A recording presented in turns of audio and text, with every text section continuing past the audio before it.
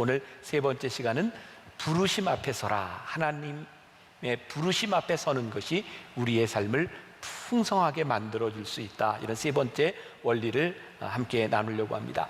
하나님의 부르심 앞에 선다고 하는 것은 우리가 조금 비유적으로 생각해 볼 수 있는데, 제가 여러분들과 함께 이번에 12주 동안 나누는 말씀은 존 맥스웰의 열매 맺는 지도자에서 제가 많은 이런 인사이트들을 가지고 왔습니다. 그 책에 보면 고무줄의 원리라고 하는 것을 이야기를 하더라고요. 고무줄, 늘어나는 특징을 가지고 있죠. 고무줄이 늘어나기 위해서는 아직 늘어나지 않은 수축의 상태가 있는 거예요. 늘어납니다. 계속해서 늘어납니다. 이 존 맥스웰은 이렇게 늘어나는 고무줄을 바라보면서 우리들의 삶의 원리를 보았어요. 아직은 수축되어 있지만 늘어날 수 있는 풍성함에 대한 원리. 사도 바울의 이야기를 통해서 우리는 몇 가지를 깨닫게 되는데요. 오늘 본문 말씀은 여러분들이 그렇게 익숙한 말씀이 아닙니다. 그런데 이 말씀은 바로 아그리빠 왕 앞에서 사도 바울이 잡혀서 손이 결박된 채로 내가 이런 사람입니다 라고 하는 것을 변증하는 말씀입니다. 오늘 말씀도 역시 이 말씀을 가지고 강해를 하거나 주석을 하는 것이 아니라 주제에 연관된 말씀을 제가 찾아왔습니다. 사도 바울에게 꿈이 있었죠. 그는 어떤 사람이었어요? 예수 믿는 사람들을 잡아 죽이는 그런 사명을 가지고 있었던 사람입니다. 근데 어느 날 다메섹 도상에서 예수님을 만나면서 그의 꿈이 깨어졌습니다. 자, 제가 참 놀라운 일을 여러분들에게 말씀드리려고 하는데, 내 꿈이 깨어지면 그때 비로소 하나님의 꿈이 보입니다. 그래서 우리들의 인생의 절망의 순간이라고 생각하는 것이 절망으로 끝나는 것이 아니라 그 가운데서 우리들이 풍성함을 느낄 수 있는 것은 바로 그 가운데서 하나님의 꿈을 보기 때문이죠. 사도 바울은 자기의 변증을 하고 있습니다. 하나님께서 왜 나를 여기에 부르셨는지를 이야기하고 있어요. 한번 상상해 보십시오. 그가 하나님 앞에 부르심을 받아 하나님의 말씀을 전하는 일을 했는데 지금 포로가 되었습니다. 근데 사도 바울은 그의 인생에 거기에서 절망을 바라보는 것이 아니라 하나님이 나를 여기에 부르셨다. 자, 오늘 본문 말씀 가운데 18절 말씀 제가 한번 읽어드립니다. 그 눈을 뜨게 하여 어둠에서 빛으로, 사탄의 권세에서 하나님께로 돌아오게 하고 죄사함과 나를 믿어 거룩하게 된 무리 가운데서 기업을 얻게 하리라 하더이다. 누가 이렇게 말씀했어요? 예수님께서 사도 바울에게 말씀하셨어요. 여기에서 그의 눈을 뜨게 하여, 이 말은 단순히 그의 육신적인 눈을 뜨게 했던, 다메섹 도상에서 눈이 멀었던 그것만을 이야기하는 것이 아니라 그의 마음의 눈이 열려져서, 그의 마음의 눈이 띄어져서 하나님께서 주시는 비전을 보게 되었다고 하는 고백이죠. 여러분, 사도 바울의 편지를, 성경을 여러분들 가만히 보세요. 사도 바울이 자기를 변증하며 자기에 대한 아이덴티티를 이야기하면서 많이 사용하고 있는 두 개의 단어가 있습니다. 하나는 자기 자신을 종이라 칭하는 거죠. 사도 바울은 끊임없이 나는 그리스도의 종된 나 사도 바울은, 종에 대한 이야기를 많이 하고 있어요. 또 사도 바울은 끊임없이 나는 증인이다, 이런 이야기를 하고 있습니다. 여기에서 종이라고 하는 헬라어의 휘페레테스라고 하는 단어가 굉장히 중요한데요, 그 당시에는 여러 종류의 종이 있었습니다. 모든 것들을 전적으로 포기한 종이 있는가 하면 어느 정도의 권한을 가지고 있는 종도 있었어요. 사도 바울이 자기 스스로를 휘페레테스, 나 종이라고 이야기할 때 이 종은 어떤 종이냐면 어떤 자율권도 가지지 않은 모든 것을 포기한 사람입니다. 저는 이런 표현을 쓸 수 있을 것 같아요. 전적으로 무기력해진, 내가 할 수 있는 것이 아무것도 없는 그 상태에서 사도 바울은 하나님이 일하시는 전적 위임, 하나님이 일하신다고 하는 것을 고백하게 되죠. 사도 바울은 그의 지식을 전한 사람이 아니라 늘 어떤 것을 이야기하냐면 나는 증인이다. 내가 본 것을, 내가 믿는 것을 전할 뿐이다. 그는 증인이라고 끊임없이 이야기를 하고 있습니다. 우리들이 하나님 앞에서 전적 무기력한 상태, 어쩌면 우리들의 인생의 실패와 좌절을 경험하게 될 때 하나님이 우리를 붙드셔서 우리를 일하게 하심을 우리들이 경험하게 되는 거죠. 사도 바울의 모습을 가만히 상상해 보세요. 지금 아그리빠 왕 앞에서 사도 바울이 결박이 된 채로 지금 아그리빠 왕에게서 자기 변증을 하고 있는 거거든요. 그런데 이 사도 바울의 모습이 굉장히 당당합니다. 자, 사도행전 26장 2절, 우리가 오늘 읽지 않은 말씀인데, 자, 이런 말씀이 있어요. 아그리빠 왕이여, 유대인이 고발하는 모든 일을 오늘 당신 앞에서 변명하게 된 것을 다행히 여기나이다. 자, 아그리빠 왕 앞에 결박된 채로 끌려온 것이 사도 바울의 실패? 사도 바울이 재수가 없는 거예요? 아니, 그렇게 얘기하지 않습니다. 이게 너무나 당연한데, 하나님께서 나로 하여금 결박하게 하셔서 당신 앞에 서 있게 하신 것이 하나님께서 나에게 이 말씀을 전하도록 나를 불러주셨습니다. 사도 바울은 당당하게 그 자리에 서 있어요. 우리가 계속해서 나누는 이 풍성함의 원리, 성공의 원리를 보면 세상에서 생각하는 것과는 조금 다른 것 같아요.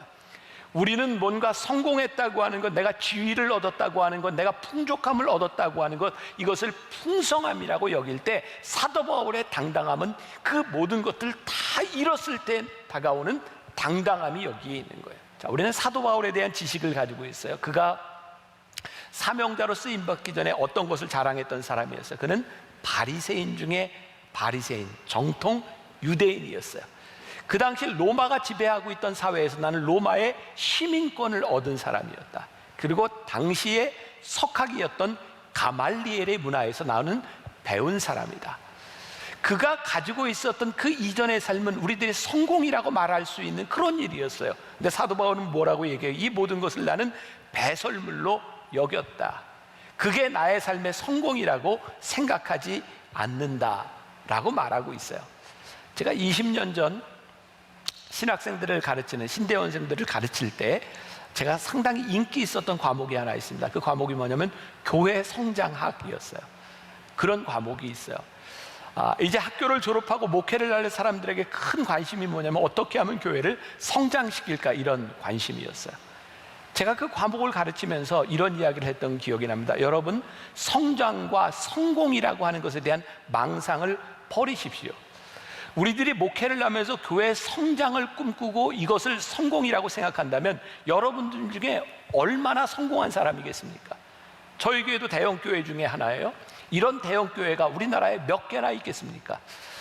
교회 성장학이라고 하는 것은 우리들이 성장을 성공으로 꿈꾸는 것이 아니라 우리들이 어떻게 하나님 앞에 끝까지 부르심을 입은 자로 살아가는가, 그것이 우리들에게 목적이지 성장이 목적이 되어서는 안 되는 것이죠. 그렇다면 성장하지 못한 사람들은 다 실패하고 풍성함을 누릴 수 없는 것일까요? 이 말을 여러분들의 평신도인 여러분들의 삶에 적용해 보겠습니다. 여러분들은 하나님을 믿으면서 여러분들의 인생에 꿈을 꾸는 것들이 있습니다. 성공이죠. 어떤 성공? 내가 돈도 좀 벌었으면 좋겠고, 내가 어느 정도 지위에도 올라갔으면 좋겠고, 어느 정도의 권력을 가졌으면 해도 좋겠고. 그런데 우리가 이런 꿈을 꾸고 신앙생활을 하는데, 신앙생활을 하는 모든 사람들이 이런 꿈을 이루는 사람들인가요? 우리가 하나님을 믿으면서 세상적인 부귀와 영화와 건강 이런 것들을 잃어버렸다면 우리는 실패한 사람들일까요? 성경은 오늘 우리들에게 풍성함을 그렇게 이야기하지 않습니다. 저는 하나님께서 저를 인도하시는 굉장히 중요한 이 말씀을 준비하는 저에게 주신 이게 특권이라고 생각하는데, 이번 주간에 저는 작은 목회자 그룹에서 세미나를 인도할 기회가 있었어요. 어떤 목사님이 저에게 이런 질문을 했습니다.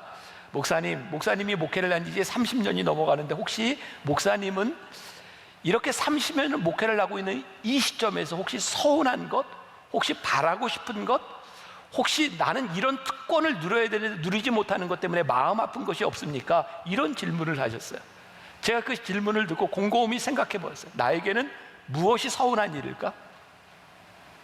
그리고 제가 여러분들 앞에서 이런 고백을 할 수 있게 된 것이 저는 축복이라고 생각하는데, 30여 년을 목회를 하고 지금 있는 시점에서 저는 이만큼 목회를 했기 때문에 보상을 받아야 된다고 생각하지 않는 저 자신을 봐요. 저는 그게 너무 감사했어요. 하나님, 제가 지금까지 30여 년을 목회를 하는 동안 제가 이 시점에서 내가 이만큼 했으니 내가 이만큼의 보상을 받아야 된다고 생각하는 것이 아니라 지금 이 시간도 저는 너무 과분하고 감사하고 하나님의 은혜 가운데 있습니다라고 하는 것을 고백할 수 있는 것이 저에게 너무 감사한 일이에요. 제가 가끔 여러분들에게 그런 고백을 하죠. 저 참 행복한 사람이라고. 지금 제가 이 풍성함을 누릴 수 있는 것은 제게 찾아오는 어떤 보상에 대한 것이 아니라 오늘 하나님의 부르심 앞에 아직까지도 서 있을 수 있는 것이 저에게 큰 축복이라고 생각합니다. 우리들의 삶의 성공의 기준이라고 하는 것은 내가 이만큼 열심히 살았으니 내가 이만큼의 보상을 받아야 되는 것이 아니라 여러분들이 지금까지 신앙생활을 하는 동안 하나님 앞에 이만큼 충성했고 내가 이렇게 신앙생활을 열심히 했으니 하나님 이만큼은 나에게 보상해 주셔야 되는 것이지 않습니까? 라고 하는 것이 아니라 지금도 내가 하나님의 부르심 앞에 서 있을 수 있는 것이 감사하고 그것이 나의 풍성함이 될 수 있는 것이 얼마나 귀한 믿음의 고백인가. 우리 교회 교인 중에 그 아버지 되는 분이 울산에서 이렇게 병원을 하는 의사인데 책을 하나 써서 저에게 보내주셨어요. 그 책 제목이 자칫하면 대충 살 뻔했다, 이런 제목입니다. 이 책에 이런 이야기를 하고 있어요. 제가 조금 읽어드릴게요. 사람들은 모욕을 당하면 세 가지로 반응을 합니다. 첫째는 모욕을 모욕으로 갚는 사람이 있습니다. 그 사람들은 보통 사람입니다. 두 번째, 모욕을 의욕으로 바꾸는 사람이 있습니다. 그런 사람을 뛰어난 사람이라고 부릅니다. 세 번째, 모욕을 사랑으로 되돌려주는 사람이 있습니다. 이런 사람을 우리는 지도자라고 부릅니다. 우선 모욕을 잘 받으십시오. 모욕을 모욕으로 되갚지 말고 모욕을 의욕으로 바꾸십시오. 이런 과정이 당신을 성숙으로 이끌어줍니다. 최종적으로 어떤 모욕이든 사랑으로 감쌀 수 있기를 바랍니다. 이런 상상을 해보세요. 사도 바울이 지금 아그리빠 왕 앞에서 두 손을 결박된 채로 사람들의 거짓된 고소로 인하여 얼마나 수치스러운 자리에 서 있어요. 근데 사도 바울은 이것을 모욕이라고 생각하지 않고 이 시간을 통하여 하나님께서 나에게 어떤 사명으로 인도해 주시는지를 바라보고 있어요. 하나님은요, 우리들의 인생에 완벽한 준비나 완벽하게 만들어진 우리를 쓰시는 것이 아니라 하나님은 필요한 사람을 언제든지 쓰실 수 있는 분이시다. 사도 바울은 그 자리에서 하나님께 쓰임받고 있음을 고백하고 있죠.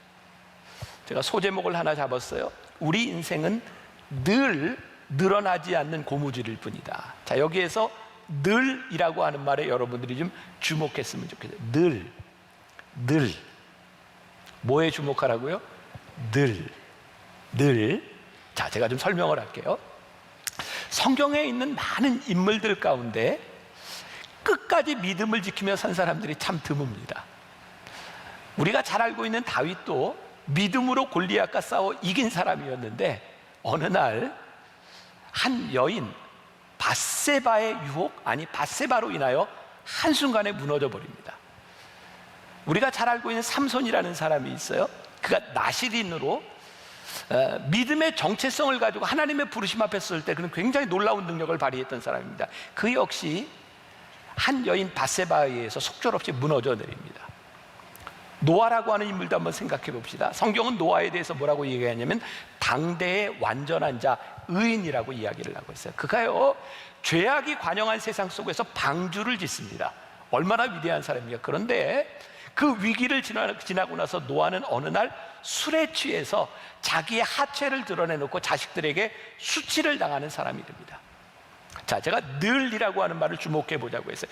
그렇게 위대한 인물들의 삶에서 어느 날 속절없이 무너져 내리는 일들이 생깁니다. 늘 하나님의 사명 앞에 서지 못하고 정체성이 무너져 내리는 순간 그의 삶이 한순간에 무너져 내리는 거예요. 우리들의 삶의 풍성함은 어떤 일일까? 자, 고무줄을 제가 이야기했습니다. 고무줄이 요만큼 늘어났어요. 여기에서 끝나면 고무줄은 늘 다시 돌아갈 수 있는 길밖에 남지 않았어요. 고무줄은요, 또 늘어나고 또 늘어나고 또 늘어날 수 있는 가능성을 가지고 있는 거죠. 우리들의 삶의 풍성함은 우리들이 하나님 앞에서 우리를 부르신 그 부르심 앞에서 당당하게 우리를 부르신 그 부르심을 잊지 않을 때 우리들의 인생에 풍성함이 있는 거예요. 다시 말씀드립니다. 우리들이 무엇을 이루었기 때문에 우리들의 인생에 풍성함이 있는 것이 아니라 지금도 늘 하나님의 부르심 앞에 서 있는가. 우리가 이렇게 표현을 많이 쓰죠. 비전이라고 하는 겁니다. 삶의 목표라고 하는 겁니다. 우리들이 오늘 하나님 앞에 그렇게 서 있는가. 자, 헬렌 켈러를 여러분들 잘 아시죠? 삼중고를 겪었던 헬렌 켈러라는 사람이 있습니다. 잘 알려진 이야기예요. 어떤 사람이 이렇게 질문을 했습니다. 제가 10시 예배에 어떤 분이 이렇게 지적을 좀 해주셨어요. 장님으로 태어난 것보다 더 불행한 것이 무엇이냐, 이런 말 지금 쓰면 안 된다고. 근데 그 당시에 이렇게 물었던 질문입니다. 장님으로 태어난 것보다 더 불행한 것이 무엇이냐? 헬렌 켈러가 이렇게 대답하죠. 시력은 있으되 비전이 없는 것입니다. 지난해가 2019년 3.1절 3.1운동 100주년을 맞이한 해였습니다. 유관순에 대한 많은 다시 재조명들이 있었고요. 저희가 학교 다닐 때는 그런 표현을 참 많이 써요. 유관순 누나, 유관순은 영원한 누나죠. 근데 그 유관순 누나가 서대문 형무소에서 사형을 당하죠. 18살의 나이에 아운의 장터에서 만세운동을 하다가 서대문 형무소에 잡혀서 죽게 되는데요. 마지막 관에 들어가 있던 그 유관순의 모습, 그리고 얼굴이 퉁퉁 부어서 고문을 받던 그 얼굴들이 많이 공개가 되었습니다. 관에 누워져 있던 유관순의 모습은요, 코도 잘려지고 귀도 잘려지고 사지가 다 너덜너덜하게 뼈가 다 부러진 상태에서 너덜너덜한 상태였어요. 유관순의 어록 중에 보면 유관순이 이런 말을 남겼습니다. 나라를 위해 바칠 목숨이 오직 하나밖에 없는 것이 유일한 슬픔이다. 여러분, 유관순이라고 하는 이 인물의 이 말 가운데서 그의 인생이 실패했다고 느껴지시나요? 저는 요즘 우리들이 잃어버린 야성, 우리들이 잃어버린 사명들이 참 많다고 생각해요. 오늘날 우리들이 그렇게 무기력해지는 것은 우리들이 살아야 될 이유와 죽어야 될 이유들을 잃어버리고 사는 거죠. 유관순이라고 하는 사람이 내 생명 하나밖에 없는 것, 나라를 위해 죽을 수밖에 없는 생명이 하나밖에 없는 것, 그것이 안타깝다고 코와 귀가 다 잘려나간 상태에서 죽어있는 그 모습을 바라보며 누가 실패라고 말할 수 있겠어요? 적어도 우리는 풍성하게 인생을 산 사람이라고 말하지 않겠습니까? 꿈이 있는 사람은요, 인생에 깨어지는 순간들 가운데 그것을 절망이라고 생각하지 않습니다. 놀라운 일은 우리들의 꿈이 깨어질 때 하나님의 꿈이 우리들 속에서 일어나는 것이 우리들에게 축복인 거죠. 찰스 스탠리 목사님이 쓴 깨어짐의 은혜라고 하는 책이 있는데요, 거기에 깨어짐으로 인하여 우리들이 누릴 수 있는 유익에 대한 몇 가지 이야기가 있습니다. 참 좋은 내용이라 좀 소개를 하려고 그래요. 첫 번째, 깨어짐으로 인해 우리가 얻는 첫 번째 유익은 하나님을 더 잘 이해한다는 것입니다. 자, 여기에 연관된 말씀을 하나 보죠. 이사야 55장 8절과 9절입니다. 자, 같이 한번 봅니다. 이사야 55장 8절과 9절 시작. 이는 내 생각이 너희의 생각과 다르며 내 길은 너희의 길과 다름이니라. 여호와의 말씀이니라. 이는 하늘이 땅보다 높음같이 내 길은 너희의 길보다 높으며 내 생각은 너희의 생각보다 높음이니라. 제가 좀 여러분들에게 도전적인 질문을 해볼게요. 여러분들의 인생에 여러분들은 얼마나 많이, 얼마나 자주 하나님의 생각을 물으십니까? 그리고 여기 이사야의 고백처럼 하나님의 생각이 내 뜻보다 높고 깊어, 이런 고백을 여러분들 언제 하십니까? 우리 인생은요, 내 마음대로 내 인생이 되고 내 계획대로 내 마음대로 인생이 될 때 절대로 하나님의 뜻을 대부분 하나님의 뜻을 묻지 않습니다. 내 마음대로 잘 풀리는데 누가 하나님의 뜻을 묻습니까? 제가 요즘 우리 가족들, 우리 자녀들하고 이렇게 이야기를 하는데 우리 아들과 며느리가 이렇게 이야기를 하더라고요. 요즘 하나님의 음성 듣기를 하고 있습니다. 왜 하나님의 음성을 듣는데? 우리 계획대로 잘 안 돼요. 그래서 하나님의 음성을 듣고 싶습니다. 제가 그 얘기를 들으면서 너무 감사했어요. 내 계획대로 되는 인생이 복이 아니라 때때로 하나님 앞에 깨어짐을 경험하기 시작할 때, 그때 하나님의 음성을 듣기를 원하고 하나님의 뜻이 무엇인지를 발견하기 시작할 때 우리의 인생의 부딪힘 가운데서, 우리는 깨어짐 가운데서 오히려 풍성함을 누리게 되죠. 지난주 우리 김종림 목사님이 설교하면서 C.S. 루이스에 대한 이야기를 했죠. 즐거움 가운데서 하나님은 우리들에게 속삭이시고 고통 가운데서 하나님은 우리들에게 부르짖으신다. 이것이 우리들에게 주시는 은혜구나. 두 번째, 깨어짐으로 인해 우리는 우리의 자신을 더 잘 이해하게 된다는 거예요. 여러분, 우리 인생에 깨어질 때 하나님만을 이해하게 되는 것이 아니라 우리 자신을 바라보게 되죠. 여러분들은 어떤 고백을 하세요? 내가 깨어질 때, 내가 참 교만했구나, 내가 죄인이구나, 내가 하나님 앞에 불순종했구나. 놀라운 일은요, 깨어짐 가운데서 우리의 자신을 바라보게 된다는 거예요. 세 번째, 깨어짐을 통해 우리들이 얻는 유익이 또 하나 있는데, 그 깨어짐 가운데서 우리는 다른 사람들을 더 긍휼히 여기게 된다는 거예요. 우리의 깨어짐, 하나님 앞에 서 있는 내 모습을 보니까 정말 하나님이 나를 많이 참아주셨고 나를 용서하시고 이런 나를 하나님 받아주셨구나 생각을 하니, 나 같은 인간도 받아주신 하나님으로 인하여 다른 사람들에 대한 이해가 또 깊어지는 거예요. 깨어짐으로 인해 우리들이 누릴 수 있는 것, 하나님의 임재를 경험하는 거예요. 여러분들 어떠세요? 여러분들의 인생에 가장 힘들고 어렵고 깨어지는 그 순간 가운데 정말 처절하게 기도하며 깨달았던 하나님의 임재. 이사야 6장에 보면 그 유명한 이사야를 부르시는 소명의 이야기가 나와요. 하나님께서 이사야를 처음 부르셨을 때 이사야가 어떻게 이야기하죠? 화로다 나로 망하게 되었도다. 하나님 앞에 서니까 너무 부족한 내 죄의 모습들이 보이는 거예요. 그런데요, 이사야 6장 8절에 가서 보면 하나님께서 내가 누구를 보낼까 그랬더니 이사야가 뭐라고 얘기해요? 주님, 내가 여기 있사오니 나를 보내소서라고 고백하지 않아요. 참 놀라운 일은요, 하나님 앞에 우리들이 깨어지고 우리들이 죄성을 바라보고 우리들의 교만도 보고 우리들의 불순종을 보게 되는데, 그것으로 끝나는 것이 아니라 그 가운데서 하나님 나를 보내소서. 어떤 고백이에요? 하나님, 제가 이런 상태임에도 불구하고 제가 쓸만한 사람이군요. 하나님, 저를 써주세요. 하나님 앞에 서서 자기의 가능성을 바라보는 것, 고무줄의 원리라고 이야기를 했어요. 지금 내가 꿈을 가지고 하나님 바라본다고 하는 것은 지금 멈추어 서서 나에게 임하신 하나님의 가능성이 보이는 거예요. 하나님의 부르심 앞에 서기 시작할 때 우리들의 가능성이 보여지고, 그래서 우리들이 당당하게, 우리들이 풍성하게 살아갈 수 있는 거예요. 하나님 앞에 우리들이 꿈을 가지고 하나님 앞에 부르심 앞에 서면 저는 필연적으로 우리들의 삶에 정당한 값의 지불이 필요하다고 생각합니다. 제가 청년 사역을 하면서 참 많이 했던 이야기입니다. 청년들에게, 얘들아, 너희들이 하나님 앞에 서서 지금 정당한 값의 지불, 너희들이 지금 해야 될 일을 하면 하나님 앞에서 너희들에게 즐거움과 평안함과 너희들에게 풍성함을 주시지만, 지금 우리의 즐거움을 위하여 이 모든 것들을 포기하면 우리들에게 풍성함이 없는 거예요. 오늘 여러분들에게 도전하고 싶은 거예요. 우리들이 하나님 앞에 서서 우리들이 선택해야 될 것이 있고 우리들이 포기해야 될 것이 있지 않나요? 제가 설교 시간에 언젠가 그런 이야기 했죠. 남자와 여자가 결혼할 때 다른 것, 모든 여자들은 결혼할 때 다른 모든 남자들을 포기하고 결혼하는 거예요. 남자들은 딱 한 여자만 선택해서 결혼하는 거라고. 그래서 만나서 결혼하는 거예요. 별로 공감을 안 하시네요. 여자들이요, 다른 남자 다 포기하지 않으셨어요? 남자들 한 여자 선택하지 않았어요.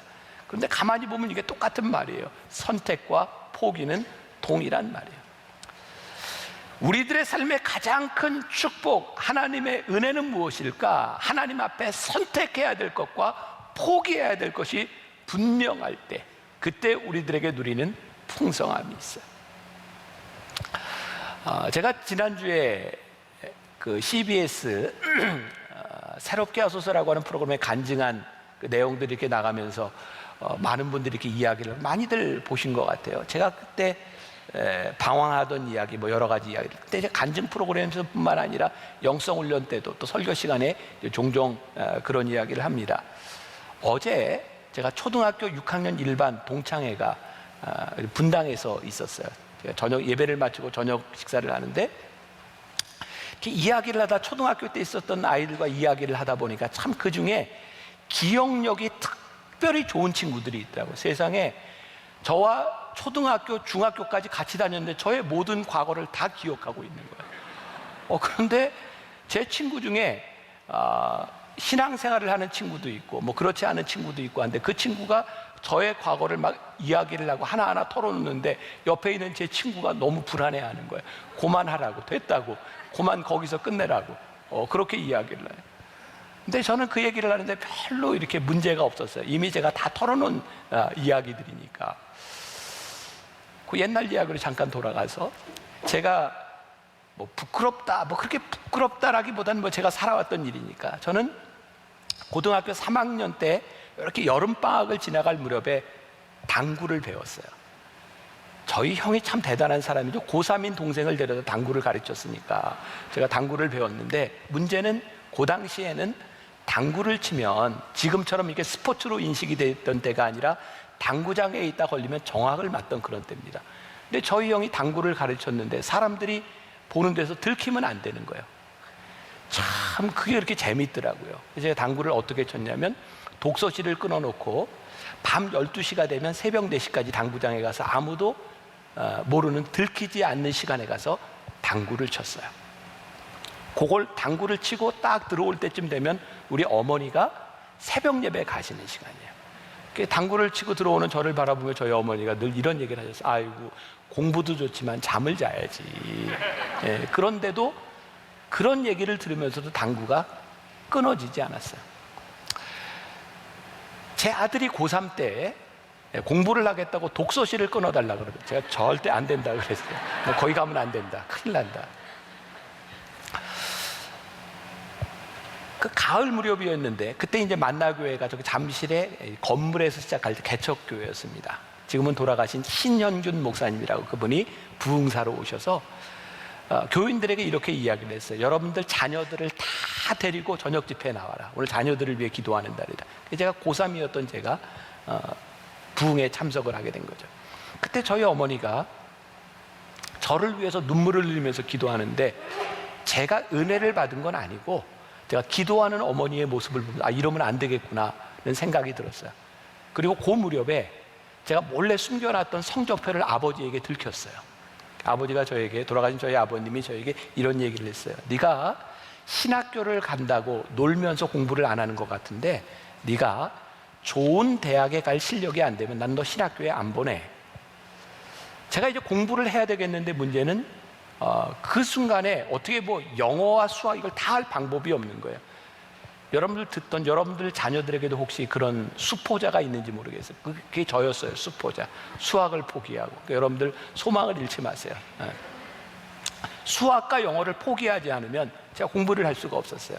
그 당시에는 지금 수능하고 좀 달라서 그냥 학력고사를 보고 점수를 가지고 대학을 가던 시절이었으니까 제가 영어와 수학을 포기하고 제가 할 수 있는 최대한의 노력을 하는 건 암기 과목을 공부하는 거였어요. 다행히 저는 국어를 굉장히 잘했어요. 2과목을 빼놓고 열심히 공부를 해서 점수가 잘 나왔어요. 제가 받을 수 있는 최고의 점수를 받고 제가 나온 감리교 신학대학에 장학생으로 들어갔거든요.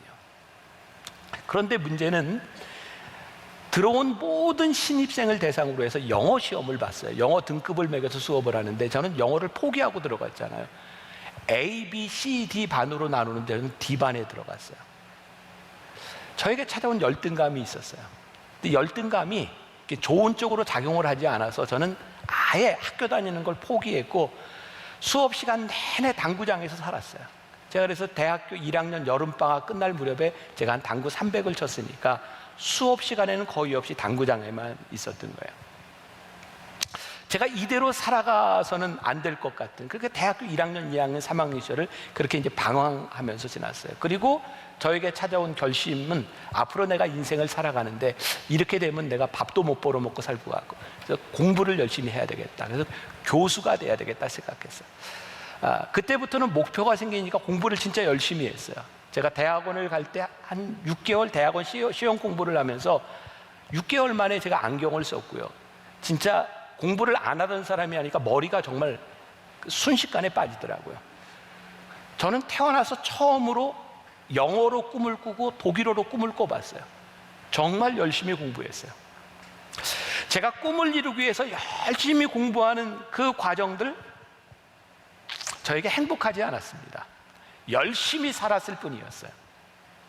그리고 제가 공부를 하면서 은혜를 받기 전 내가 공부가 내 인생의 목표였고 내가 이루는 꿈이었다고 하면 저는 조금 쉽게 공부할 수 있는 길이 좀 있었어요. 조금 속이고 조금 더 쉽게 공부할 수 있는 일이 있었어요. 근데 제가 은혜를 받았어요. 은혜를 받고 나니 나에게 있어서 공부를 해야 되는 것, 내가 지금까지 열심히 한 것, 그것에 대한 문제가 아니라 하나님께서 주시는 소명이 내 안에 들어오기 시작했어요. 여러분들 만일 공부하는 여러분들의 자녀들, 야 저놈이 1등 했으면 좋겠다, 아무리 기도하고 아무리 열심히 해도 한 번에 1등은 하나밖에 없는데 그것으로 우리들이 만족할 수 있을까요? 저에게 가장 큰 축복은 하나님께서 저를 부르신 그 부르심으로 인하여 공부하고 목회를 하러 오는 그 과정 가운데서 내가 버리고 포기할 수 있는 게 참 많았다는 거예요. 저는 제가 여기까지 오는 인생 가운데 내가 얻은 것에 대한 감사보다 내가 포기할 수 있었던 것에 대한 감사가 훨씬 더 많이 있어요. 그리고 지금 여러분들에게 도전하고 싶은 게 있어요. 여러분들은 언제가 여러분들의 인생의 전성기라고 생각하세요? 이건 나이에 관계 있는 게 아니에요. 언제가 여러분들의 인생의 전성기일까요? 제가 이렇게 답을 내릴 수 있을 것 같아요. 내가 인생을 살아가면서 아직도 포기할 수 있는 이유가 있고 버릴 수 있는 이유가 있을 때 우리는 전성기를 살아요. 우리들 주변에서 많이 느끼지 않습니까? 나이가 들면 포기하지 못합니다. 여러분, 은퇴할 때가 되는 사람들, 은퇴할 때가 된 목회자들에게 있어서 많이 걸리는 문제들이 뭐냐면 돈, 명예, 포기하지 못하는 것들이에요. 하나님께서 나에게 주신 비전, 나를 부르신 부르심 앞에 당당히 서는 것이 아니라 언제부터인가 생존이 나의 삶의 목적이 되기 시작하면 우리는 포기하거나 버리지 못해요. 여러분들에게 제가 도전하는 거예요. 아직도 여러분들의 인생의 전성기가 끝나지 아니하고 지금도 여러분들이 하나님 앞에 풍성한 삶을 누릴 수 있는 것은 하나님이 우리들에게 주신 부르심과 당당한 비전 가운데서 내가 포기할 수 있는 용기가 있을 때 우리는 아직 풍성한 인생을 살아가는 사람들이에요. 이것은 나이에 대한 문제가 아니에요. 제 인생에 하나님의 부르심 가운데 왔던 가장 큰 놀라운 변화는 하나님이 나를 사랑하신다는 고백이었어요. 저는 그때까지 열심히 살았지만 하나님이 나를 사랑하신다는 생각을 한 번도 해보지 않은 사람이었거든요. 제가 좋아하는 말씀이 있어요. 로마서 8장 31절, 만일 하나님이 우리를 위하시면 누가 우리를 대적하리요? 로마서 8장 35절, 누가 우리를 그리스도의 사랑에서 끊으리요? 환난이나 곤고나 박해나 기근이나 적신이나 위험이나 칼이냐. 우리를 사랑하시는, 우리를 위하시는 하나님으로 인하여, 누구도 끊을 수 없는 하나님의 사랑으로 인하여 우리들이 포기할 수도 있는 것, 내 힘으로 하는 것이 아니라 하나님이 나를 부르셨다고 하는 그 부르심 앞에 설 수 있는 것처럼 우리를 풍성하게 만드는 것은 없어요. 벌써 오래전이에요. 기억하시는 분이 있는지 모르겠지만 우리 교회에 소망부가 있어요. 몸이 불편한 아이들 예배드리는 소망부가 있어요. 언젠가 교회에서 부서 발표를 할 때였는데 소망부 아이들이 올라왔어요. 근데 제가 깜짝 놀랐어요. 저는 뭘 발표하는지 몰랐으니까. 아이들이 다 악기를 하나씩 가지고 올라왔어요. 제 상식으로 그 아이들이 악기를 연주할 수 있는 아이들이 아니에요. 합주가 나올 수 있는 상황이 아니에요. 불이 꺼지고 아이들이 연주를 하기 시작했어요. 놀라운 일은 그 아이들 하나하나를 선생님이 붙들고 아이들 손을 붙잡고 연주하는 거였어요. 그때 저에게 큰 감동이 왔어요. 하나님, 그렇습니다. 우리의 신앙의 원리와 우리의 풍성함의 원리는 나의 능력으로 되는 것이 아니라 나를 부르신 하나님께서 우리의 손을 붙잡고 누가 우리를 그리스도의 사랑에서 끊을 수 있으리요? 그 믿음 가운데 우리들의 손이 하나님 앞에 붙잡혀져 있을 때 우리들에게 와지는 풍성함이 있어요. 저는요, 여러분들도 마찬가지, 우리들이 무엇을 이루었기 때문에 우리들의 인생이 풍성해지는 것이 아니라 지금 내가 하나님 앞에 부르심 앞에 당당히 서서 내가 포기할 수 있는 것이 있고 선택할 수 있는 것이 있고 누가 우리를 그리스도의 사랑에서 끊을 수 있으리요? 믿음으로 고백하는 인생만큼 풍성한 인생은 없다고 생각해요. 오늘 여러분들에게 그 풍성함이 있기를 간절히 소원합니다. 스스로 나이가 들었다고 생각하는 분들이 있다면 여러분들을 부르셨던 그 부르심 앞에 다시 서십시오. 그 부르심이 여러분들을 풍성하게 만들어줄 줄 믿습니다.